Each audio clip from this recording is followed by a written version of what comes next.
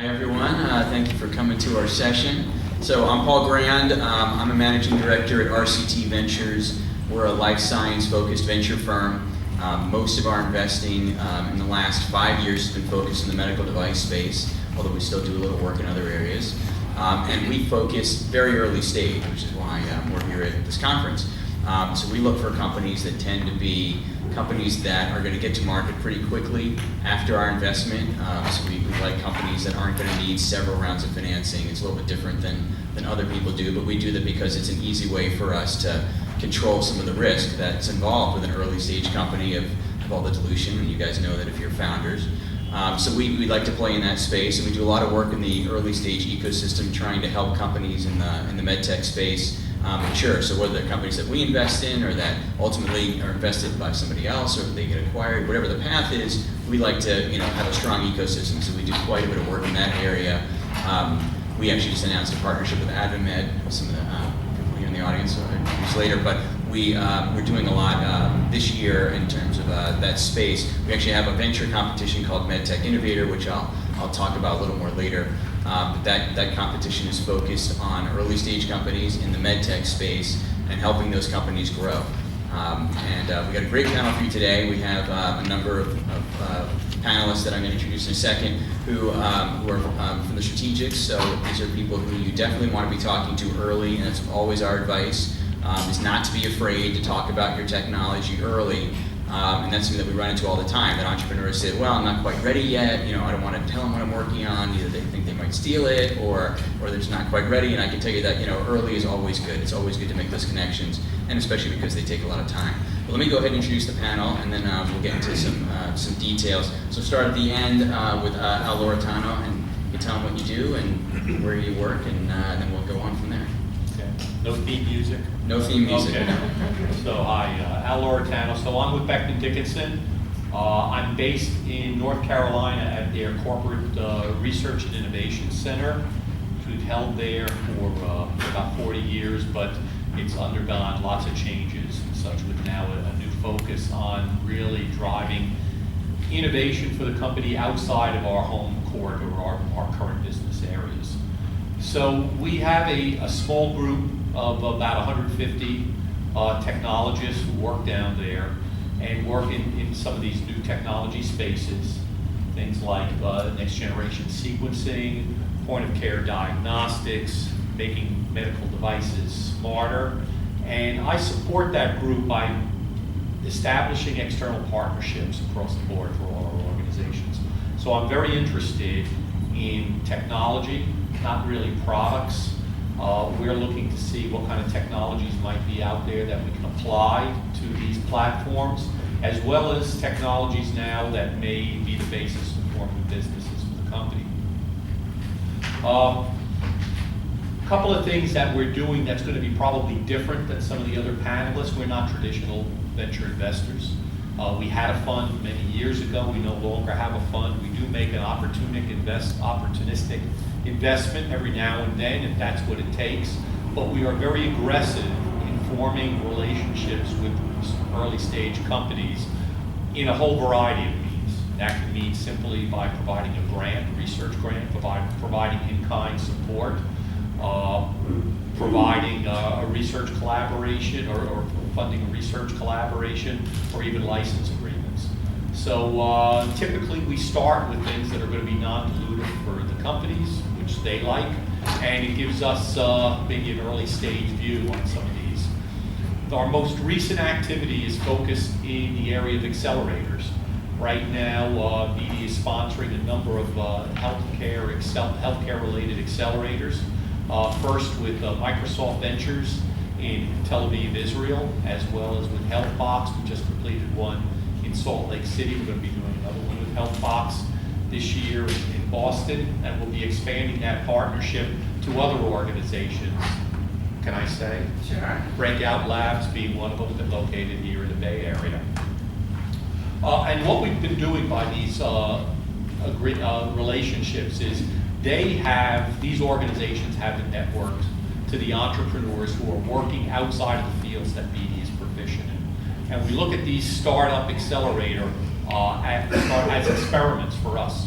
to really see what companies are thinking of, what are they devising, what technology they're using, what capabilities they need, and what business models they're employing to get some traction in the marketplace. So we're looking at not just technology, we're looking at capabilities, we're looking at business models. We're providing some grant funding to these companies. We're providing mentors within our organization, as well as a variety of subject matter experts that can help them on their journey. And we learn along the way, and to be able to make a better decision, say, at the point of graduation on whether these are companies we want to continue to work with, or whether they're technologies that don't really fit with some of the strategies and directions for BD. So that's a big focus. We're doing a lot of other external innovation stuff, which I'll address, but I'll let my colleagues move on. Excellent. No, thank you very much. It's great. All right, next, Conrad Wang, would you give your background? Go ahead. Hi, everyone. Happy to be here today. My name is Conrad Wang. I'm a senior director in the corporate development group at Medtronic. And I guess we are all slightly different flavors. I have a venture investing background, but at corporate development, we are essentially a corporate business development function for the enterprise. And that means that I wear a number of different hats, traditional M&A licensing activity. But at Medtronic, we also run our venture investing activities through corporate development. So Medtronic has been a pretty active investor over time. I think at this point we have 70 plus investments with an aggregate of over 500 million, I think, at this point invested. That may be more impressive, sounds more impressive than it actually is. It is an aggregate over a fairly long period of time. We've been consistently active in the areas that we find of interest to us, as our venture investing activity essentially is a form of pipeline. That's it. I guess I'll provide my asterisk now, because I mean it's sort of it's the elephant in the room. I think we are not close to consummating a merger that has been in the works. So what I'm going to tell you today, obviously, is how we do things today. The asterisk is that's likely to change in the future. Very good. All right, Evan. Hi guys, I'm Evan Norton. I work for Abbott Labs. I run a division of Abbott called Abbott Ventures, which is Abbott's corporate venturing arm. Can you guys hear me? Everyone hear me? We effectively are the group that looks at minority equity investments on behalf of Abbott. So I support all of Abbott's existing divisions. Remember a couple of years ago, it's almost 3 years now, Abbott spun out its proprietary pharmaceutical business. It's now called AbbVie.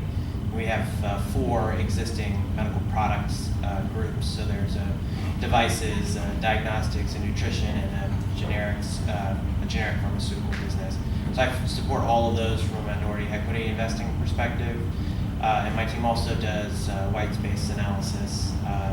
In fact, you guys probably saw that we entered the electrophysiology market. So my team did that work and consummated that transaction at the end of this year on Christmas Eve, right before we got to go on vacation, thankfully.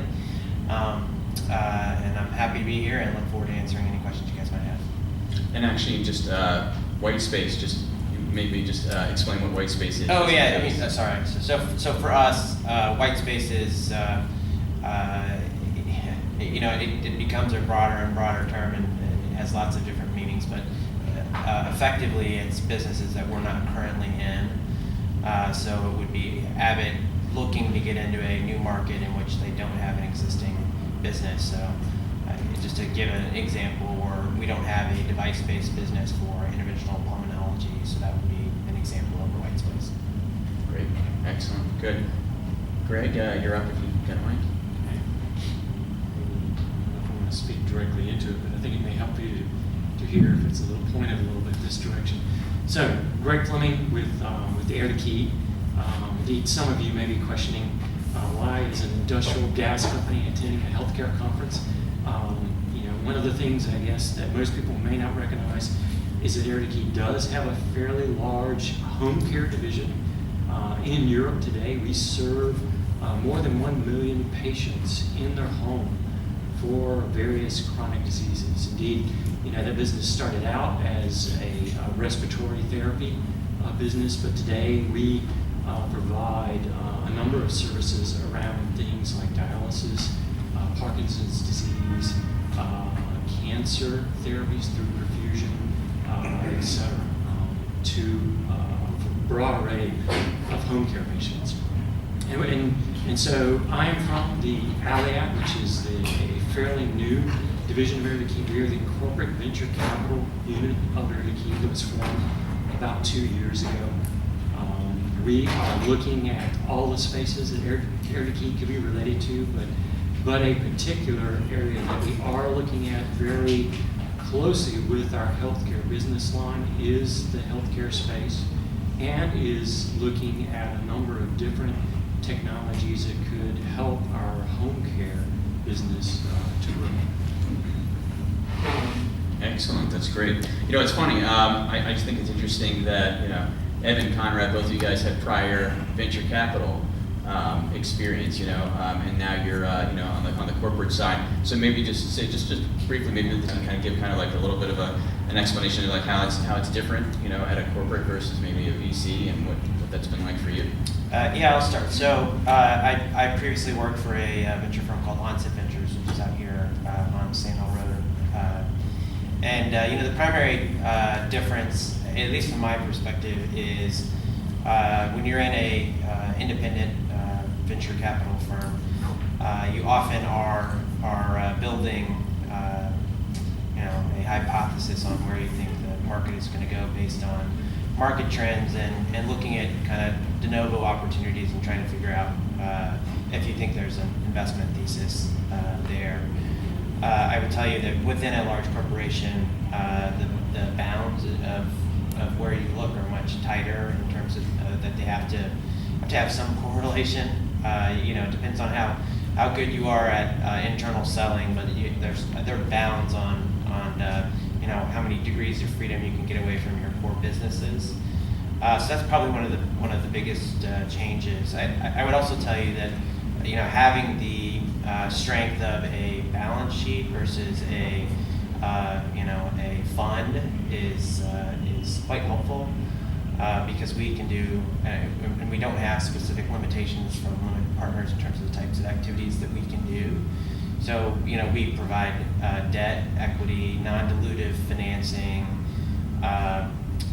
in-kind product. I mean, we do all kinds of kind of clever types of structuring that you just wouldn't be something you could do in a private venture setting. We also have all of our experts are oftentimes employees of the company.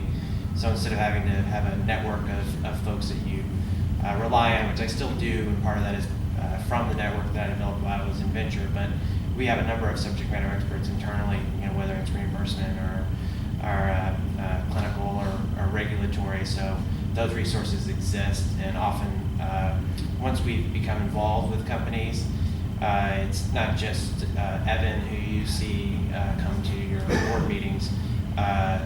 You also have interaction with a number of people within our divisions that can provide clinical R&D, regulatory, reimbursement kind of advice. And so it's quite nice to have that as a person who's trying to, you know, attract the best opportunities.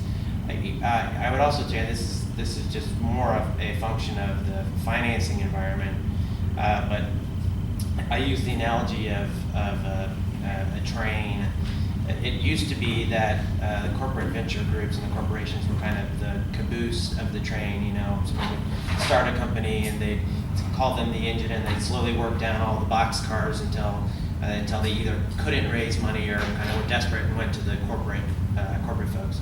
I think the train is going backwards now, and so it's nice to be in a caboose now, because everyone's coming to us first. There's a variety of reasons why that's happening.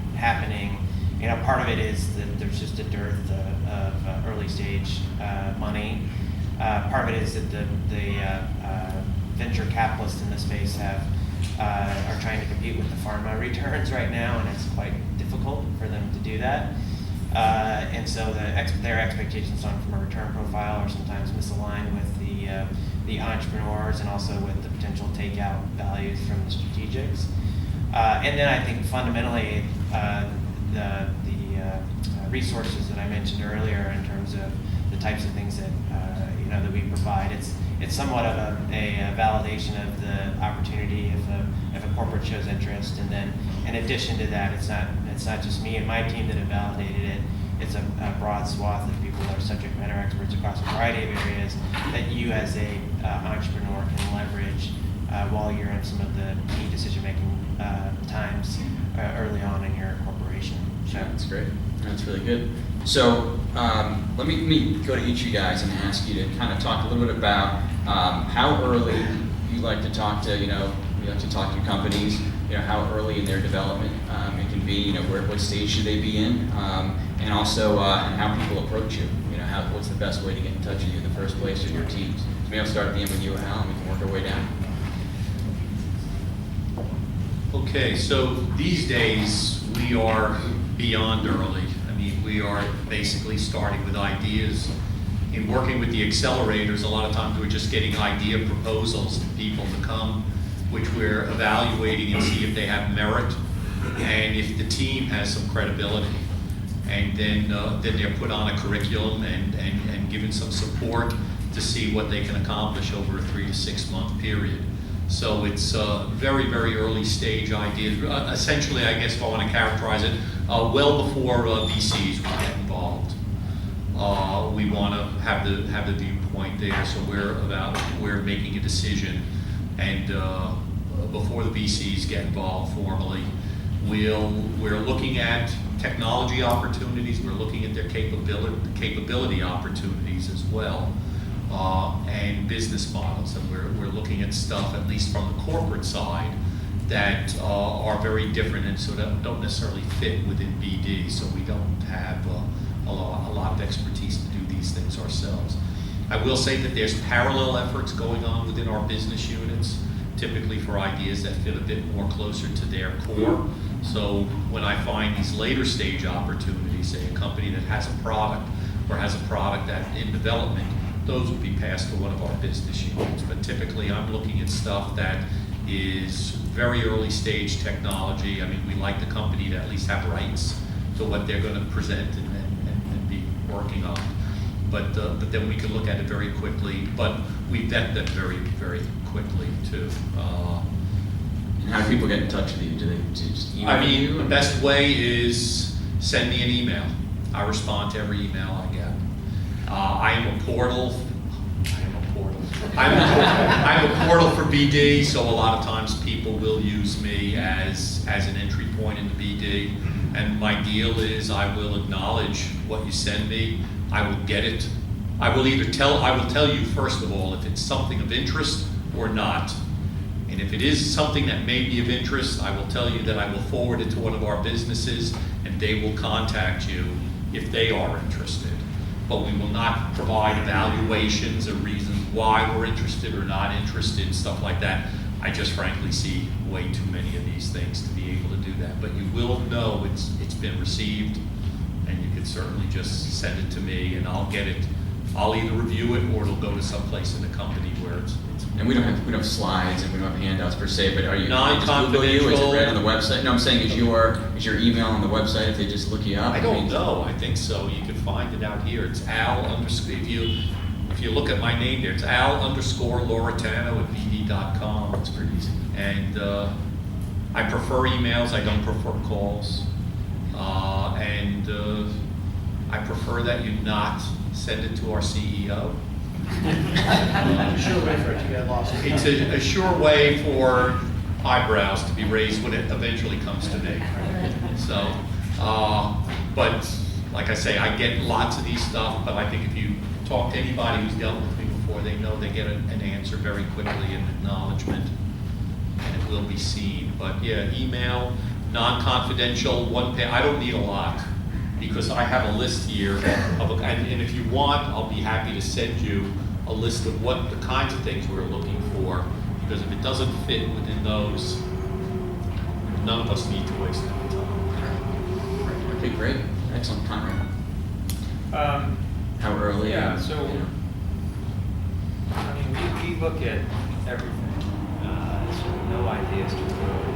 And I think the challenge is that for an entrepreneur is figuring out the right point of contact. And to be honest, I probably only see, well, I don't know what the percentage is, but I know it's nowhere close to, one as a percentage of the stuff that comes in the door of Medtronic. And the reason for that is, a lot of a lot of the entrepreneurs out there have points of contact with R&D organizations, with the individuals in the business unit. So it's worth, I guess, taking a moment to describe. We are a centralized corporate function, so to the extent that I get ideas, and I do get a lot of them, I function essentially as a triage agent, right? Figure out where, it's not your job necessarily to figure that out, so I'm happy to do it. Figure out where a particular idea should go to the organization, should go to the business development person in a specific business unit, for example, for prioritization and evaluation.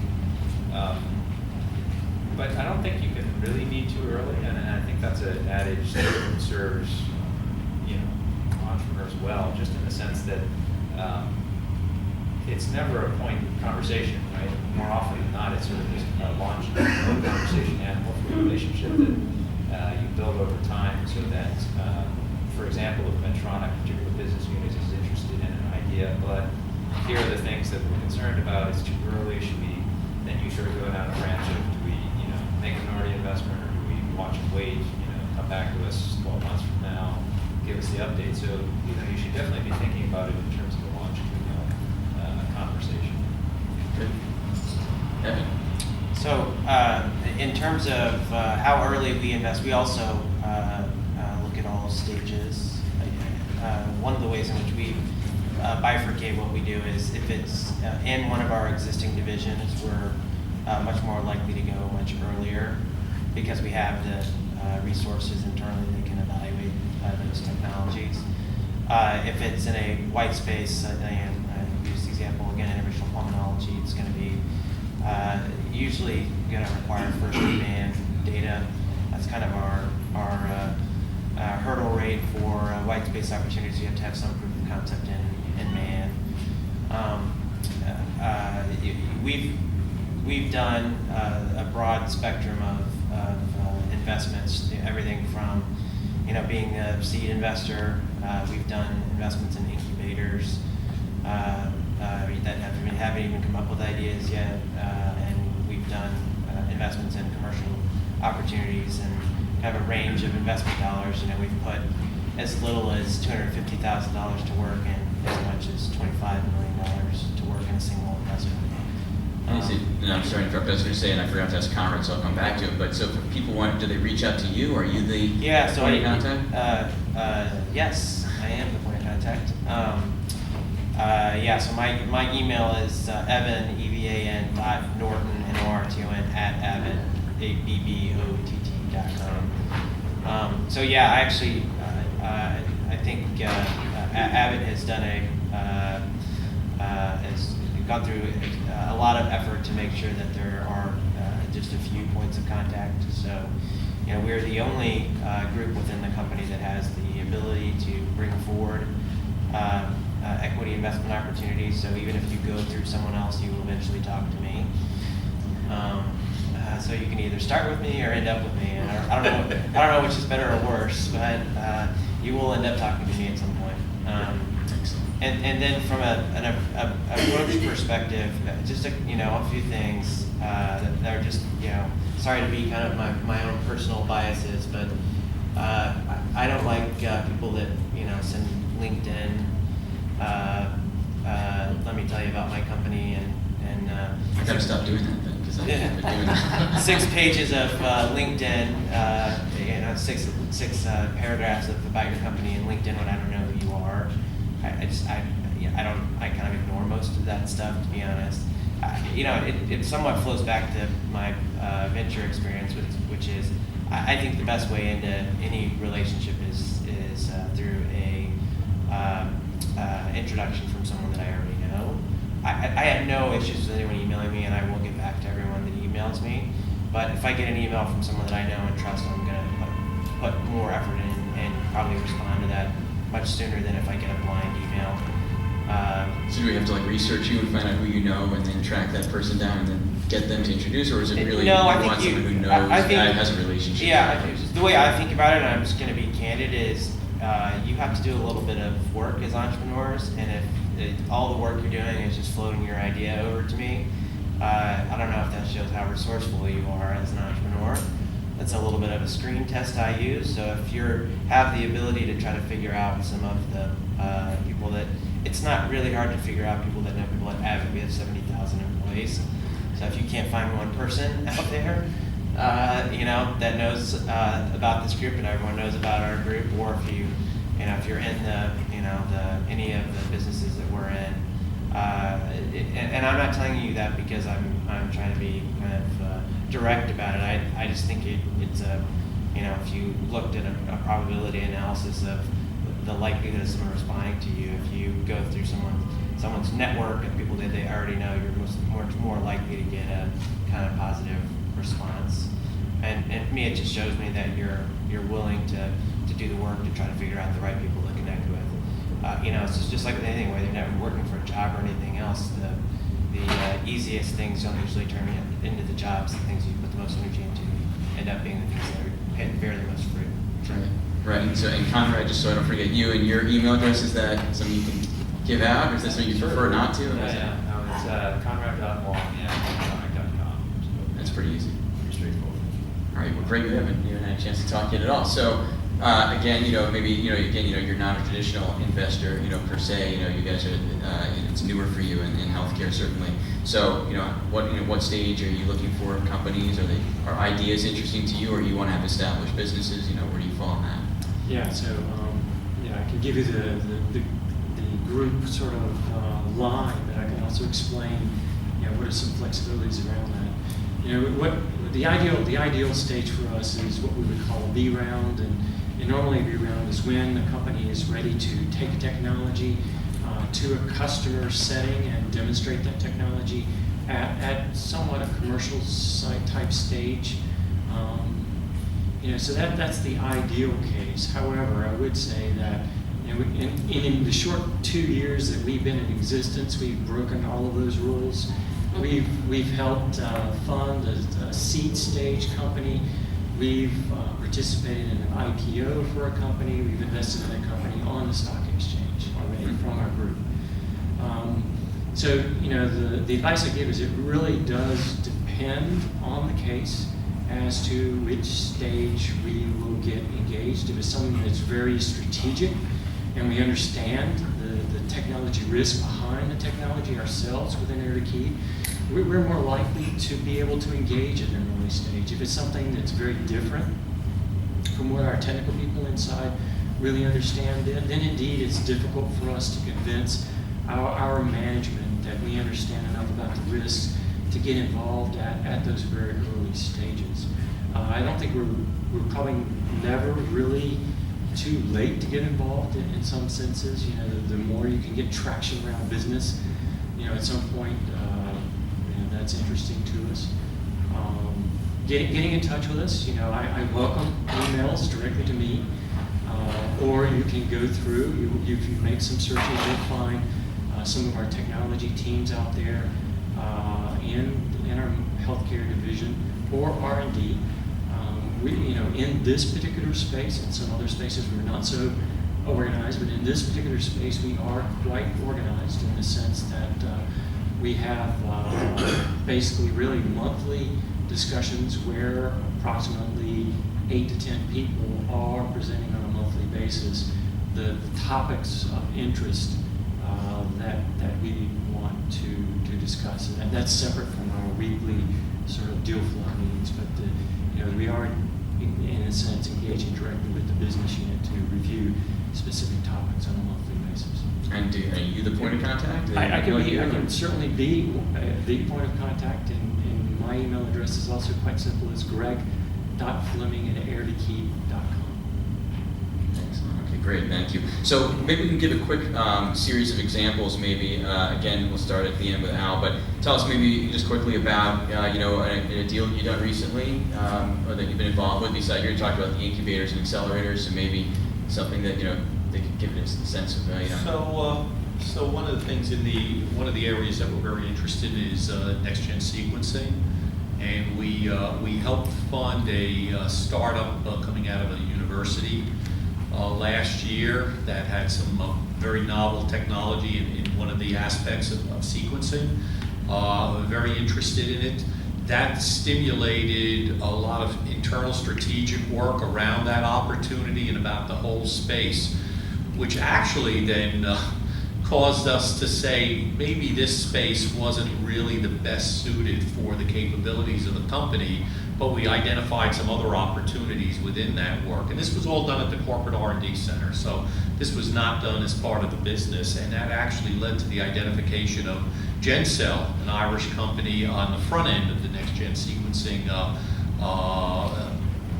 process, which we acquired, I think maybe about 3 months ago, and are now building that up. And actually, BD Technologies, the corporate group, is kind of leading the development effort with that team as it gets integrated into 2 of our business units in the life science side. So that was a real interesting way. We want to get into space. It wasn't the first thing we found, but that kind of led us to some other opportunities where everybody felt a lot more comfortable. And the deal was done pretty quickly. Yeah, and just a quick question, that maybe you guys can think about as you're answering this one too, or thing to think about is that as venture investors, oftentimes, people are pitching you ideas and you look at them and you evaluate them. On the corporate side, you might be doing more of a landscape analysis, and as you're saying, is that true? And maybe think about that as you guys are answering this. Is that something you say, well, you pitched us this, but let's go look at the other 20 players too before we do something? It depends. I wouldn't say up front. With some of these real simple deals that we can do, we'll shoot very broadly. But then when we go to the next stage of what we can say maybe a strategic incubation process from an acceleration, then we will definitely be doing that landscape analysis and really looking at what's the other situation here before we start putting in some more serious dollars. Great. Conrad, an example you can give, something you guys have done recently? Well, we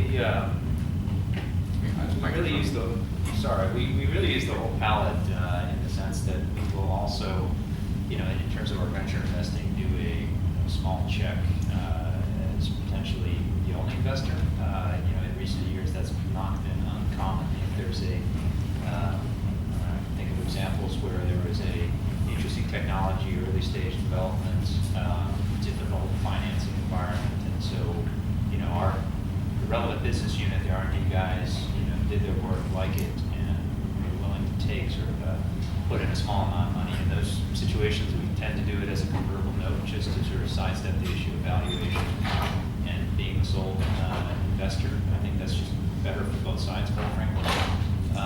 And the range obviously goes from something like that to, in the past, we've done large structured deals where the aggregate commitment for Medtronic is, over $50 million across several tranches. And that's sort of a, all-in strategic, high strategic value.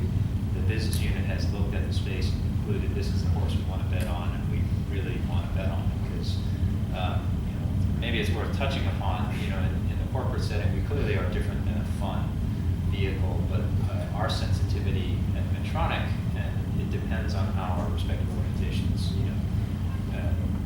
partition off the venture investing, but for Medtronic, we hold it on our balance sheet collectively. And there's an internal attribution in terms of, this is the business on their P&L from an internal accounting perspective or not. But so the sensitivity is going to be around, what happens if you have to write it down or write it off at some point in the future, and that's going to have an impact on that business. So, for us to do a $50+ million commitment, that's, requires board approval for us. So there has to be a high degree of conviction. So those are the bookends and everything in between. Yeah, I'll follow up a little bit on what Conrad was saying. So for us, the smallest check we've ever written, or smallest debt that we provided is around $250,000, and that still requires our CEO's approval. Mm-hmm. And the reason why that requires our CEO approval is because it's not just $250,000; it's $250,000 plus a commitment to do other things. Right. So it's going to grow into something, and so you have to, we're not in the business of kind of sprinkling and sprouting a bunch of different opportunities. We are in the business of investing in things that we will, if everything works out, acquire over time. Conrad also made some interesting points that I think it would be helpful for you guys to just be aware of. relative to some of the differences of a corporate venture group is we do have a lot of accounting limitations. So, we have to, we can't own more than a certain amount of the voting shares, not the total fully diluted shares of the company, but the voting shares of a company. We can't have more than a certain amount of representation on the board of a company, all these things that are perceived control elements of a larger company with a smaller company. From a debt perspective, if we're going to loan you money, the debt has to be some sort of evaluation that could demonstrate that you could sell your assets and the debt could be repaid. Otherwise, we have to immediately expense that debt, so write it off. And just to give you the sensitivity, I mean, it's small. It sounds like small numbers for large, multi-billion-dollar corporations, but street guidance is judged on pennies, and a penny of Abbott's stock price is about $10 million.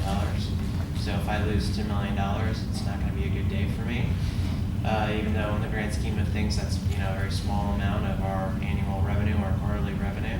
It's something that flows all the way through to the bottom line, and so it's just to give you an idea of how serious we take these things. It's a small amount of coverage relative to what the CEO has to see, and high level of risk relative to, for us, these are strategic, not financial acquisitions. But when the strategy piece doesn't work and the finance piece falls apart, it's painful. So example of kind of what we've done. This is kind of a long example, but just gives you an idea of how long it takes to Make it shorter because we're running out of time. Yeah. The short version of the long. Yes, sure. So to fruition, I mentioned my team got Abbott into the electrophysiology space. That project started 4 years ago. It started with an analysis 4 years ago that led to us realizing we needed both a mapping and a therapeutic element. That led to a series of 4 investments. 2 of those investments were acquired by other strategics, and then the other 2 are the basis and foundation for, we acquired one company, put a call option for another one, and invested in a third, and then hired a CEO from the private company landscape to be the new general manager of that division. So it's just an example. And the interesting part about that is our group primarily does equity investing, but for private companies and things that we've done a lot of work on or in our portfolio. I also get tapped to do M&A work as well. So we're somewhat more of a hybrid organization now than we were even a few years ago, more like the way Medtronic started. That's great. Greg, you mentioned that home care company and also some seed deals and things I think you mentioned before. So maybe just give us one example of something, maybe an early stage one that you guys did.